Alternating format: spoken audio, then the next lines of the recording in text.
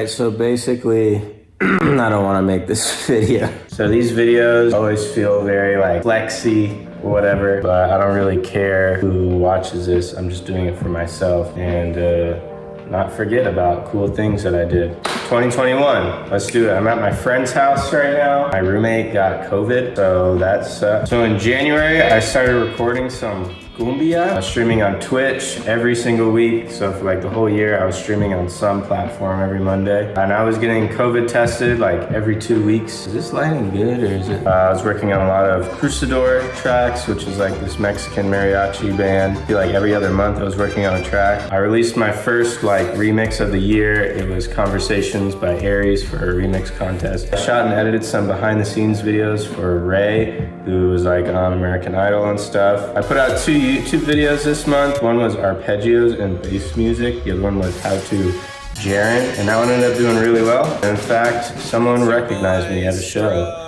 They're like, oh, you made that video? That was kind of cool. I posted this choose your raver sort of thing on TikTok. February, I made a promo video for my homie's rug company, Some Hard. I started working with the Los Angeles Urban League. I was doing video and editing and kind of producing some commercial that ended up on NBC, I think. I don't know, it was kind of cool. I did this music video for the homie Jake Dick. That was the first one of the year I did for him. I recorded another homie's band, Hector. It's like some rock stuff, like full band drum stuff. That was fun. I tried to start posting on YouTube like me reviewing songs, and I realized that was a bad idea because I was reviewing music for people that I want to work with one day. So it's not a really good idea for me to be like, this song was okay, I would give it a 6 out of 10. Meanwhile, I'm like, dang, I would love to work with these people. Started my chocolate time with Scro, a little side Instagram page where I review chocolate. And on TikTok, I posted a video saying, how do you feel the iPhone ringtone? That was a video that did well for me, like considering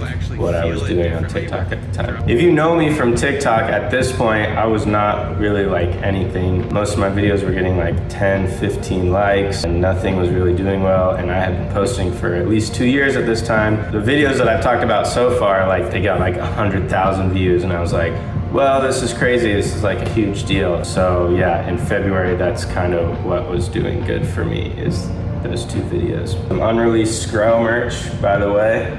2022, let's go.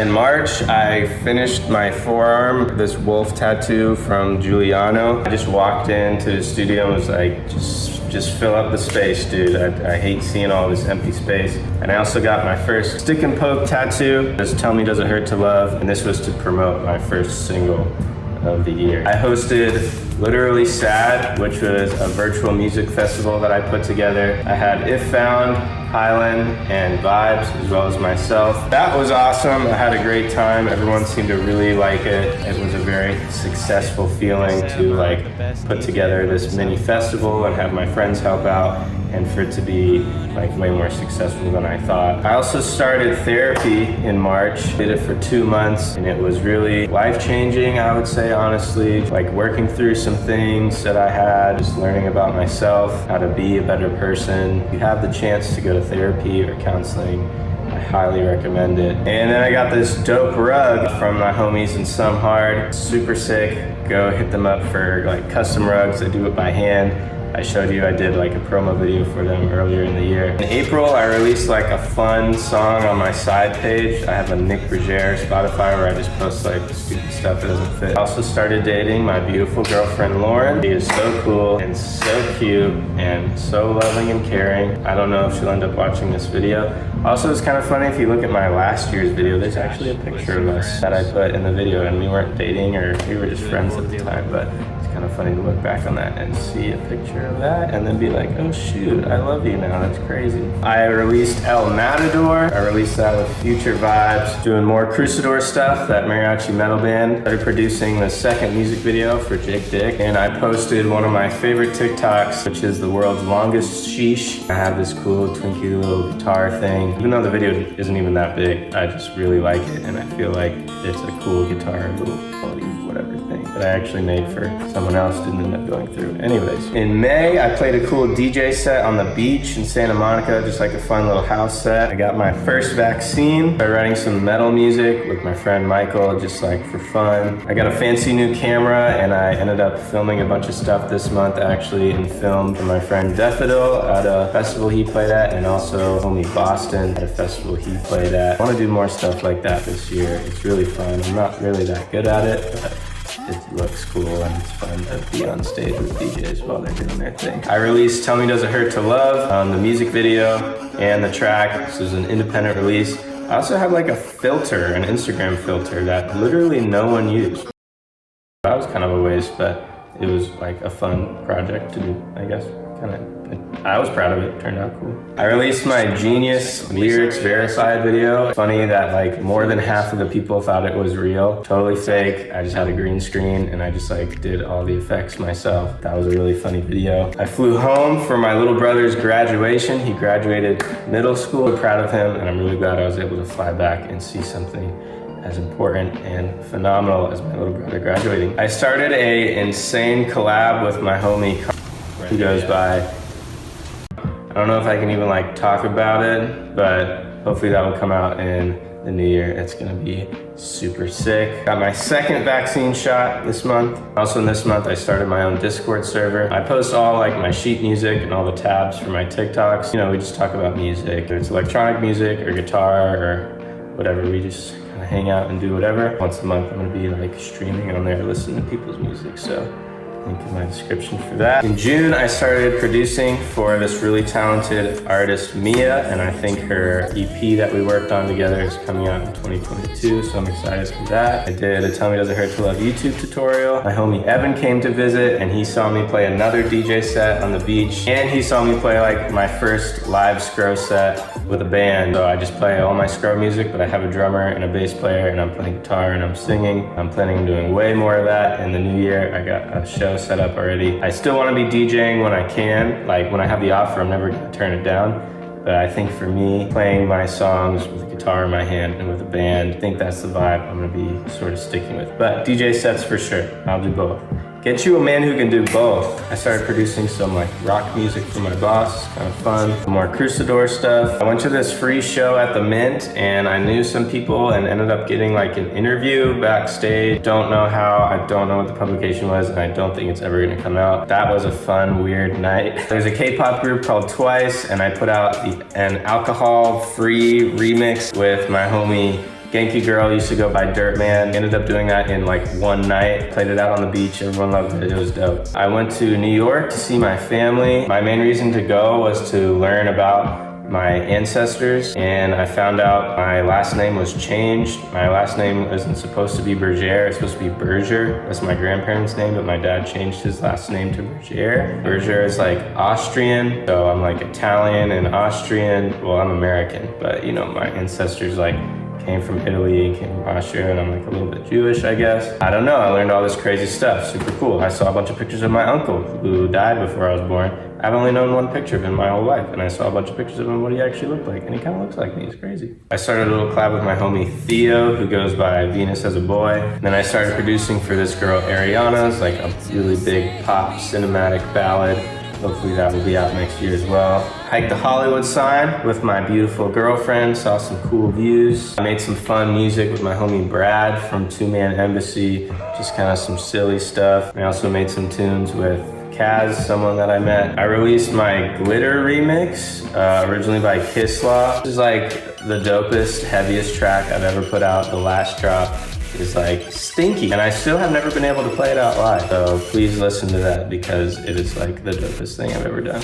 I put out my How to Flume YouTube video this month, and then my little brother started high school, so that was crazy. In August, I went to a little silent disco on the beach for my friend Elliot. That was kind of fun. I saw my homies Boston and Levitate play an insane set at Face Waffles, I think it was. This month, I also released the Sticks and Rope remix, originally by HS. Please check it out. It's cool. school. Some more stuff for Crusador. I made some art on Procreate that I'll be using as album artwork in the future. Started producing for this girl Sabrina. Started going to the climb gym again finally. I love climbing. I used to do it every single day my senior year in college. I've been kind of thinking like I really want to make sure I stay healthy as long as I can and I don't work out. Luckily I eat pretty well, I cook a lot. I want to make sure I'm putting time aside for my health. So yeah, started going to the rock gym once every other day. And I put a how to getter and flume on YouTube, as well as how to more kismet on YouTube. And more kismet saw the video and they commented, oh my God, that's so crazy. So in September is when TikTok really started like picking up for me. I got 10,000 followers, so I was able to start monetizing my videos, and I got a bunch of videos like over 1 million views. It started becoming like an actual thing in my life that I was like putting a lot of time and effort into. Consider it like a side job. I mean, whatever. I mean, I would love to be a full-time TikToker. Who am I kidding? Like, I grew up making stupid videos all the time. So TikTok, I make stupid videos about music. It's awesome. I'm super thankful that I have that platform to kind of gain an audience. Those silly things that people think are funny, and I'm also posting like very serious, like musically rich, very sort of impressive, big brain things on TikTok, and people are really enjoying that too. So thanks, China. That was probably racist saying that. My dad and my little brother finally visited LA. Had a great time with them. Looking forward to when they come back again. We did basically everything you could possibly think about doing in Los Angeles. Also, my homies Chini and Trip from the FSU drumline came and hung out with me for a few days. They're like traveling the country as they are working remotely, and they ended up in LA. We hung out for a few days. That was awesome. I started an insane like jazz melodic bass collab with my homie Tim Fenton. Did some more metal stuff with my friend Michael, and I saw Porter Robinson live. Finally. And Jacob Collier, that was insane. He has this festival, Second Sky, in San Francisco that me and my girlfriend went to. Probably the best show I've ever been to in my life. It was the first show where it was like big budget fireworks and lights and big production and stuff. And I've always grown up going to like house shows and like really intimate things. It was just absolutely insane. I was for sure crying like the whole time I was watching Porter. I didn't really get any video or picture, but this show also triggered a weird sort of shift in my mentality as a human. I realized that I'm getting older and that I need to bring my expectations down for what could happen in my life. I have always grown up thinking that it was really possible to play like huge sold out festivals and huge sold out shows, and that I had the capacity to like connect with that many people, enjoy my music enough to come out to a show. Not only that, but like tens of thousands, hundreds of thousands around the country. There's nothing in my mind that ever made me think I wasn't able to do that, ever. Thanks to my parents, they always supported everything I was doing. As I was sort of approaching 27, that I don't think that's ever gonna happen. My career is not moving anywhere near that fast for anything like that to ever happen. And it really upset me, honestly, to think that this unquantifiable goal of being really well known and really reputable and really respected, and to be able to have this huge audience that loved what I was doing, it just doesn't seem tangible anymore. It really got me thinking, well, what can I quantify? Like, what do I want to achieve? Is it a certain festival? Is it a certain amount of plays on Spotify? Is it a certain amount of followers? Is it a certain amount of people in an audience? And then, if I reach that goal, what then? Do I just stop? Is that it? Did I meet my goal and I stopped making music? And I think about, like, imagine going to Amoeba and there's thousands, hundreds of thousands of artists that are stockpiled in this warehouse of vinyls. You could pick out any one of them and you'd have no idea who they were. And you never will. But this one piece of vinyl is like so representative of someone's like entire life and all their dreams and everything they've ever wanted to manifest. You'll just never know who they are, and they're just like a nobody. And there's so many people that they're never gonna reach. I mean, they probably had like a small little following, and nothing's gonna go beyond that. And it makes me think it's really embarrassing to like try so fucking hard all the time, and to think about, yeah, where I am right now might be it. You know, like, what if that is? What if I died tomorrow and I have my couple of fans who like me, I have a couple people on the internet who think I'm cool and respect what I do, and what if that's it? You know, you're driving down the street and you see all these random people on the street, like, are they gonna be anyone? Can they be anyone? Do they wanna be anyone? And what does being anyone mean? I mean, to me, obviously, I'm talking like I'm fucking insane. It's important for people to know me, and I need to have like some reputation or something, and if I don't get that reputation, it's like, well, I guess none of it was worth it. So that all kind of comes down to like my mortality. Basically every day since then, I've been thinking about that. Really exhausting to always be thinking about when I'm gonna die and what I want to do when I'm gonna die. It's like there's this time bomb in the back of my head telling me you only got this much time and you don't know if you'll be able to achieve what you want to achieve, and what do you even want to achieve? At the end of the day, I just want to make music that I love, and I hope other people like it, but I'm like most happiest when I'm creating and I'm being experimental and I'm finding new things and discovering new types of things I can do to make music. And hopefully I'm able to share that with the world, but I won't be able to share it with the world. I'll only be able to share it with max a few million people, if I'm lucky, you know, and even then, that's gonna be it. I've been trying to find peace in just making music that I love, because if glory made you happy, why are you so broken up? And that was also really impactful to me, to have this artist who I love so much and I look up to, and I'm so envious of where they are and their creativity and what they're manifesting, and for them to be singing about external validation doesn't matter. It's a cup with a hole in it, and no matter how much it gets filled with external validation, you're always gonna want more. You're always gonna want bigger concerts, more fans for your music, more validation from other people. Try to find peace and content in loving the music that I make and connecting with people that I love and making new friendships and us all enjoying what we do and sharing with each other. I would hate to be in a position where I start making music that maybe does better in the marketplace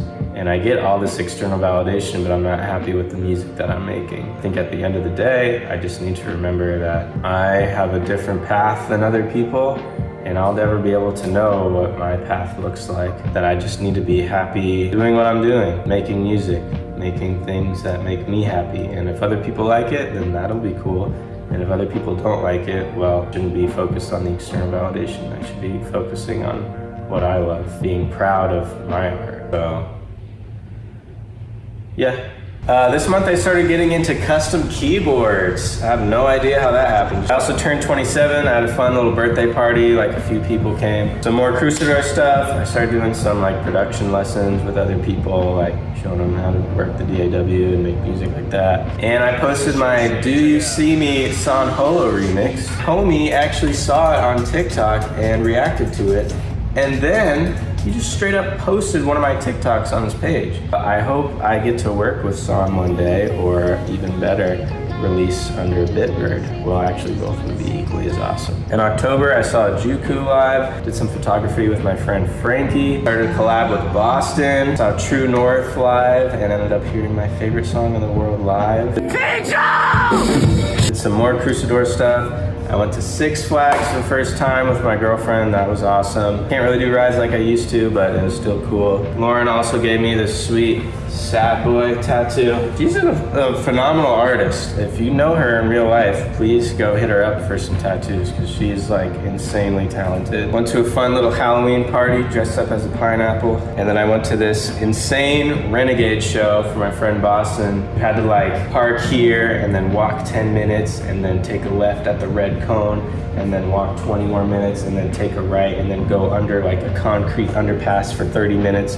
And then you're at this like crazy festival. It was like lights, and it was kind of scary because like you could have just died and no one would have known. It was like really wacky, but I would do it again. It was fun. In November, I saw Noisia, and damn, drum and bass is sick.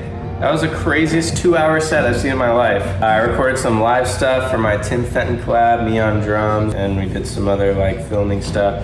Getter live. That was insane. I'm not really a fan of dubstep and rhythm, but homie knocked it off. Saw San Holo live, that was really fun. Put out a fun little collab video with Jay, seeing what's better, EDM or classical music. Go check that out. I posted my playing by ear video on TikTok that started doing really well. By the way, this whole time, everything I've been talking about, I've been posting every other day on TikTok. For the entire year, I've posted almost 200 videos for sure. It's insane, 200 TikToks, and only some of them do well, but it's a game of numbers, so whatever. But I have fun with everything I post too, so it's not like it's boring or whatever. And I put out my Bring Me the Horizon remix, the Underground Big, whatever.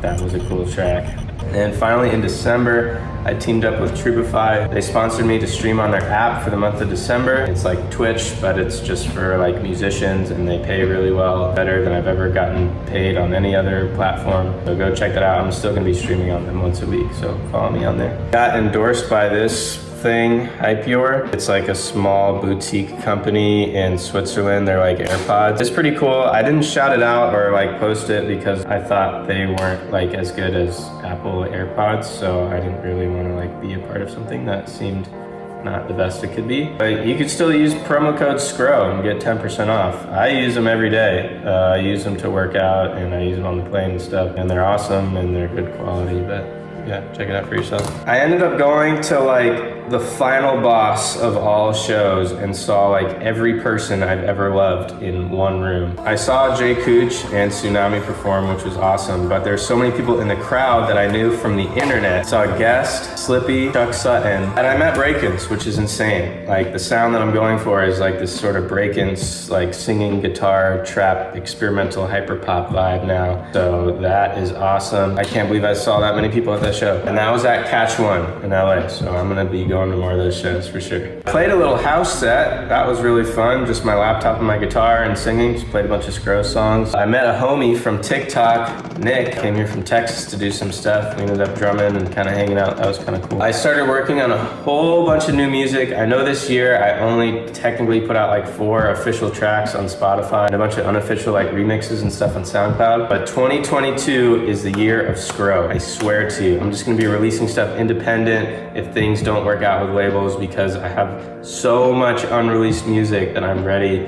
just to start this new sound that I'm going for.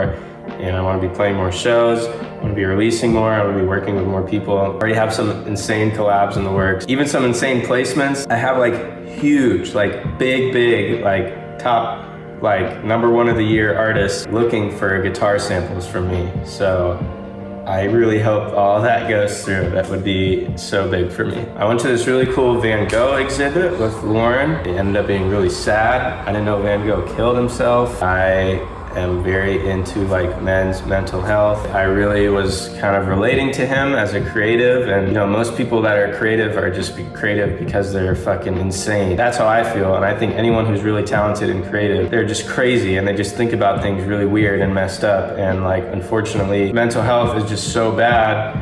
You're just creating, trying to manifest, trying to get things out of you, and it just doesn't help, and he ended up killing himself. I don't know if that's, you know, I'm just kind of coming up with that. That's how I would feel. When I get really sad and depressed, I make music and I feel better. So I'm able to like get that off of my chest. But yeah, that sucks. Don't kill yourself, please. Reach out to me. I will talk to you as long as you need. It sucks being alone and not having people understand you and feeling like you got no one to talk to, whatever. But that was still an awesome show. I posted this like kid yelling like guitar duet thing on TikTok that ended up being my second biggest video I've ever posted. And then I got a huge influx on my Discord because of that. So again, all my sheet music and all my tabs are in my Discord. I started designing the new merch that's gonna be dropping with the new single in January.